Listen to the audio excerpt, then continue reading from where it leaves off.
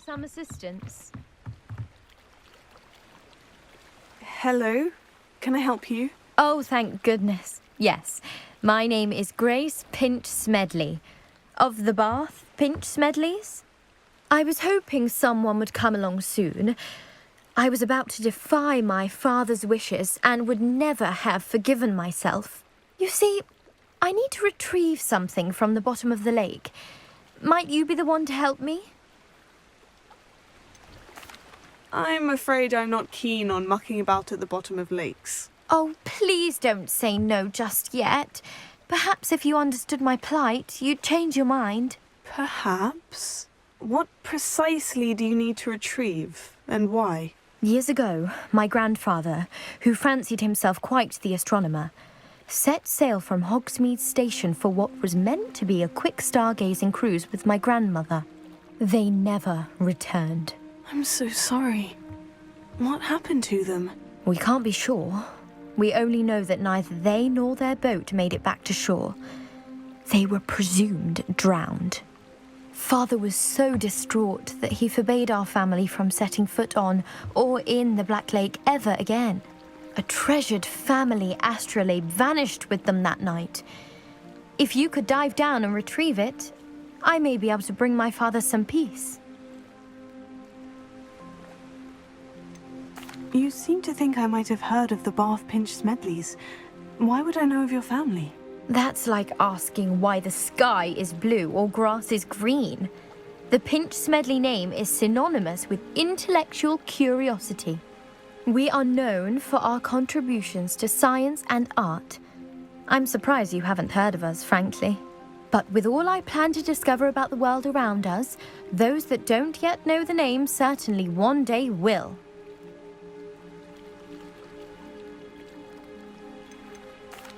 What exactly is an astrolabe? It's an astonishing ancient navigational tool, essentially a handheld model of the universe. It's mainly used for studying the stars, astronomical pursuits, but it has nearly 1,000 uses. Fascinating device.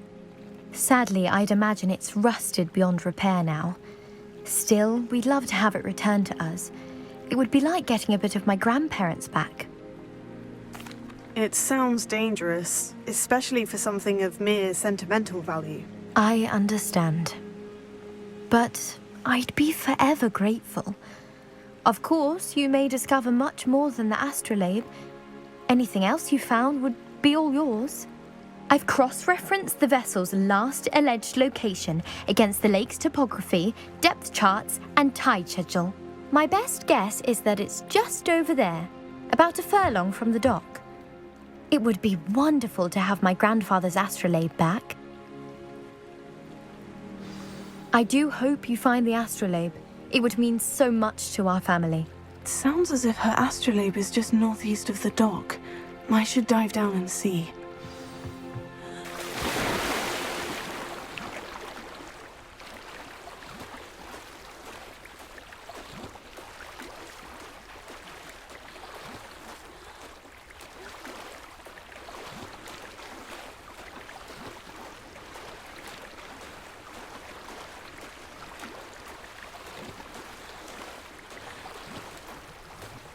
This must be where the Pinch Smedley family astrolabe is.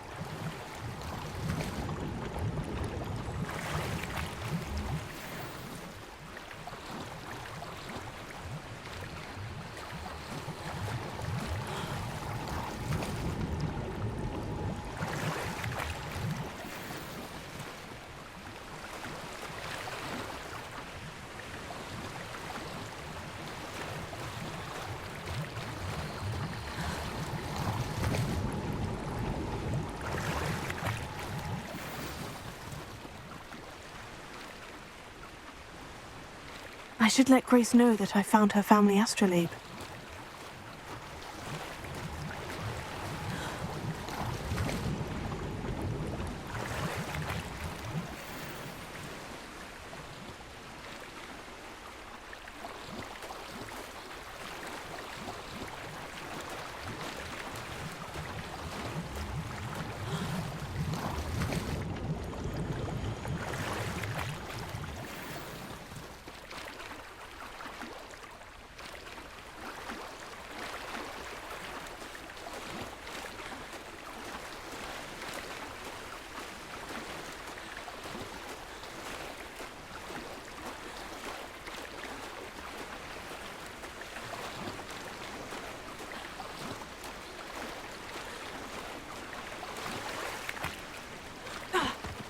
Revelio.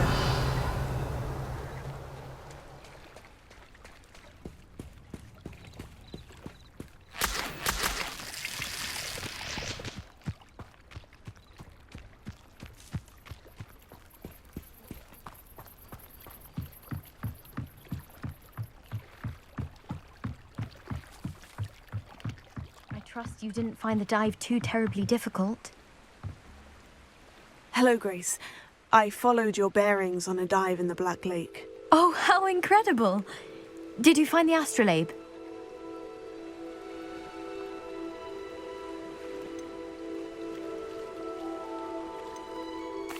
I did find it. However, I've taken a liking to it, so I'm going to keep it. What? But you can't. It doesn't belong to you. Finders keepers, Grace. I can't believe this. Father's stupid oath just cost us a priceless family artifact. I hope your new astrolabe brings you nothing but sorrow. If you can even work out how to use it.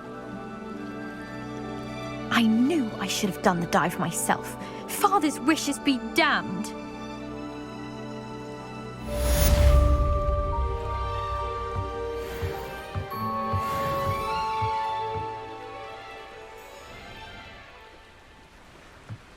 Potato.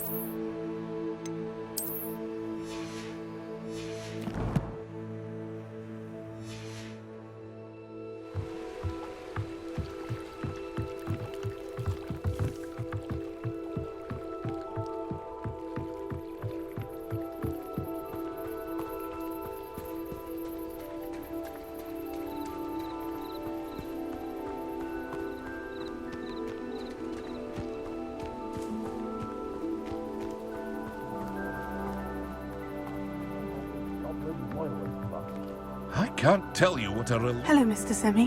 What can I do for you? What do you have for sale?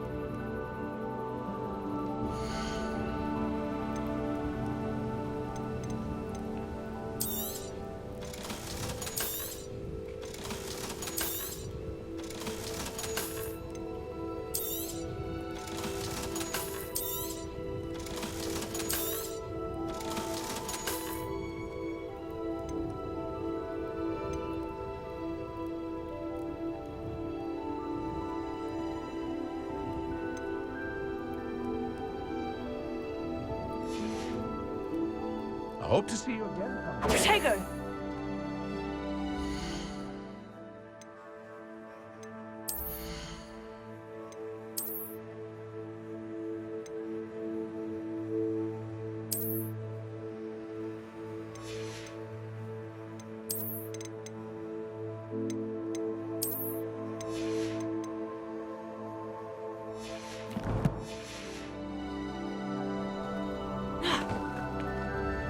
Hello, Mr. Semi. What can I do for you? Any whispers going about the town?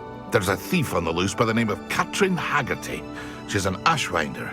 She's stealing everything that's not nailed down, and people have had enough. Katrin's hiding in a camp just southwest of town. What do you have for sale?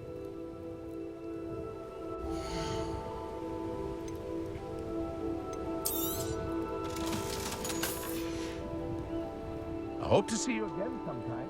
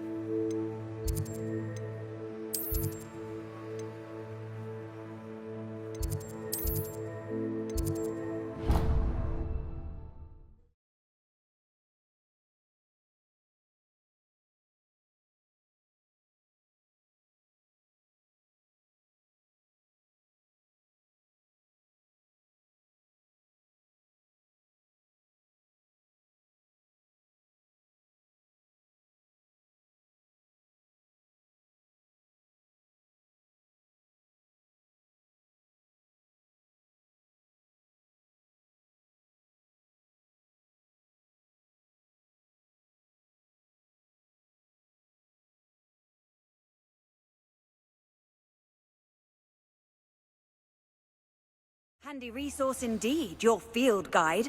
I'm most pleased to be included.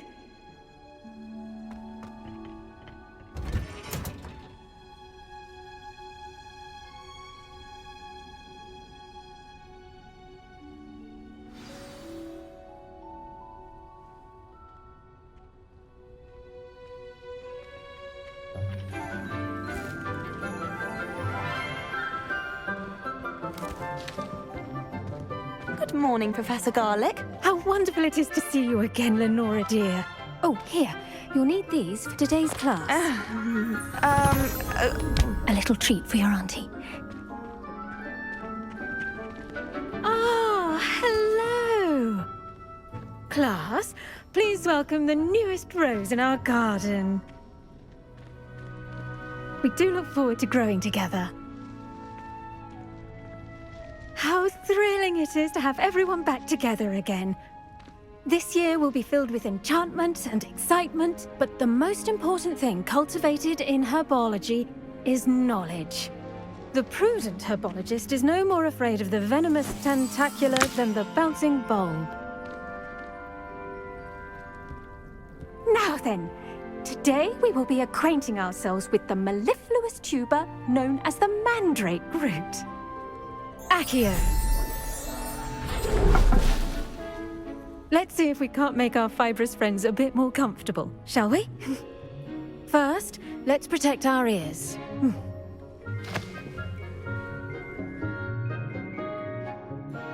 Now, everyone, grip their mandrake by the tendrils and give it a firm tug.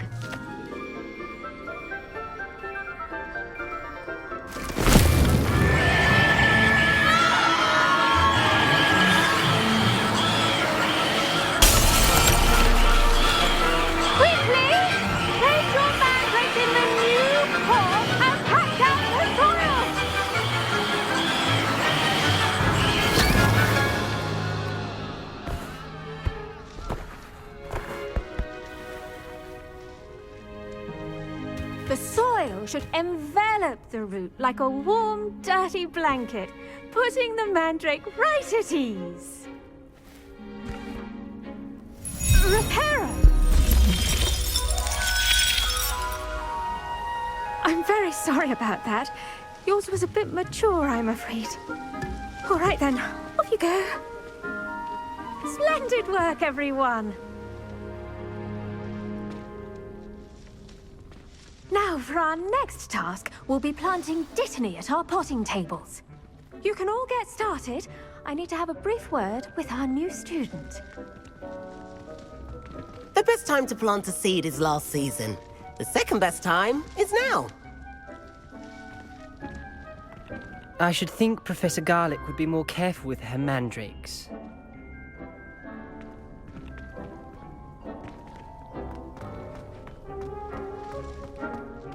Did you know that you can use the mandrake to defend yourself?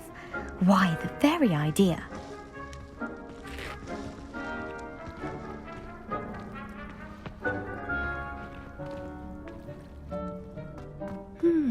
I wonder if hippogriffs like knotgrass.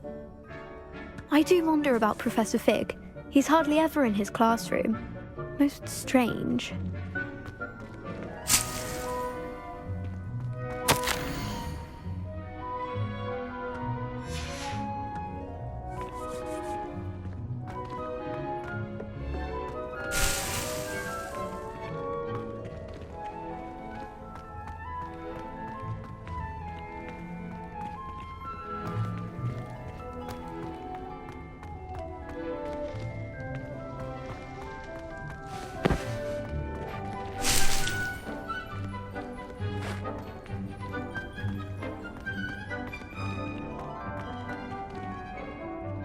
Yes, Professor? Firstly, well done with your mandrake. They can be rather difficult to get a grasp of. I'll say, I nearly went deaf. Well, yes. Of course, the cry of a mature mandragora can be fatal, so remember to keep those ears protected. Now, as I mentioned, next we'll be planting Dittany. Let us find you some seeds. I already have some, Professor. Picked them up in Hogsmeade. You visited the Magic Neep. Wonderful! A prepared student is bound to bloom. I've arranged for you to have your own potting table here in the classroom. Wasn't easy to spare one on such late notice. Plant the seeds there now, and you can return to harvest them later. Even with soil, sunlight, and a bit of magic, they will take time to grow. Let's see how to balance my star thistle arrangement. Niffler's Fancy or roses?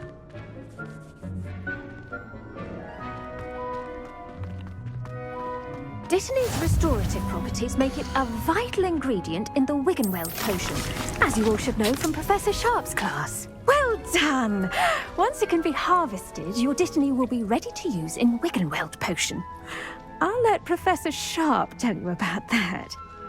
Now, what say we branch out? Introduce you to a different sort of flora, the Chinese chomping cabbage. You'll find that some plants are better suited to uses outside of a cauldron. The cabbages do get testy without something to chew. Fortunately, I have a dummy for them to gnaw on. Be a dear and let them have a good chomping. Yes, Professor. They're in the other greenhouse. It's just at the end of the footbridge leading out of this room. Your classmate, Mr. Pruitt, has kindly offered to accompany you. Come back and see me when you're finished. Oh, and mind your fingers. They do bite.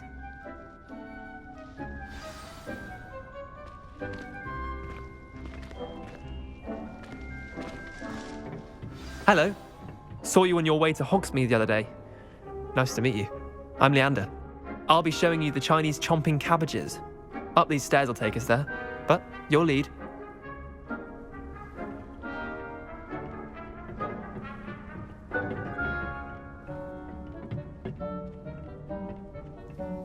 Nice work in Defense Against the Dark Arts, by the way. Excuse me? Your duel with Sebastian! And he's good. Thinks he's really good. But you outright slaughtered him. It was brilliant. Oh, well, thank you. I nearly put Sebastian in his place myself. I mean, I would have, if Hecate hadn't stopped me. Didn't she stop that dragon skull from crushing you? Typical Slytherin trick, dropping a dragon skull on someone during a fight. We Gryffindors fight with honor. And, Ravenclaws too. At least you did.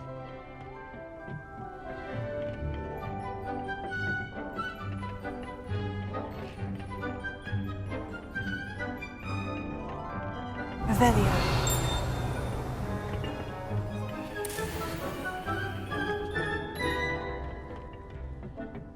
Here we are, home of the Chinese chomping cabbage.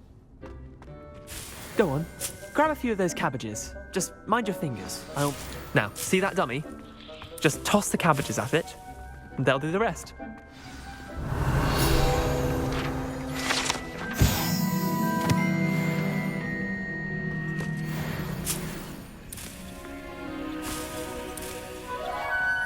Revelio.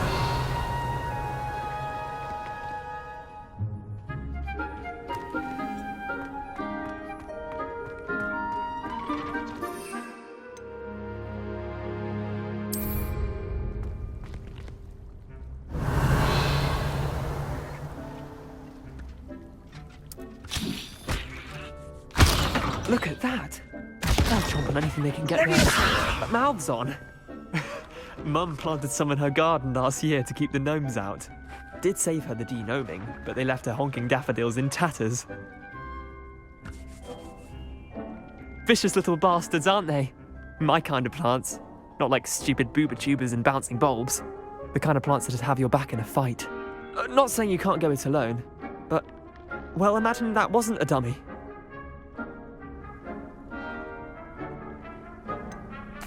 Just because those cabbages will chomp on a dummy doesn't mean they do the same on, say, a goblin. It's chaos out there.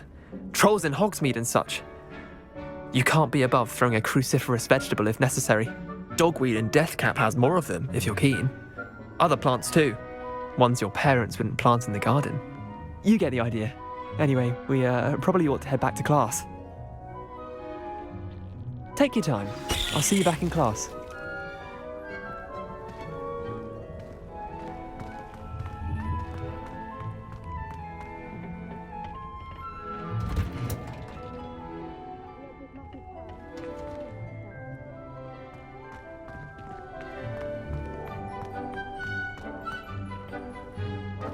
Revelio.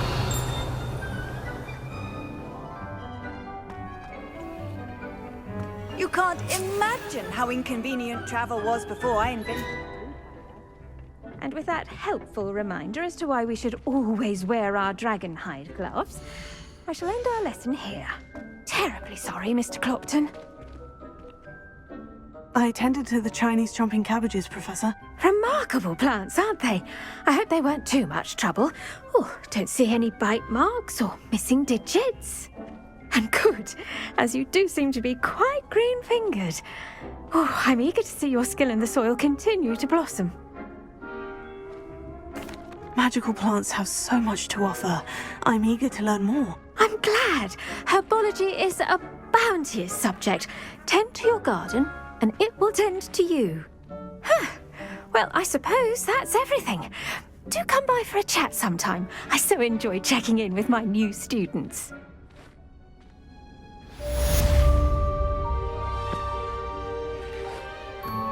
But those mandrakes are really relishing their new pots. Only cost me my damned hearing. To make anything grow, we must first understand it. That goes for plants as well as friendships. Kindness and concern are as necessary in the greenhouse as in the Great Hall.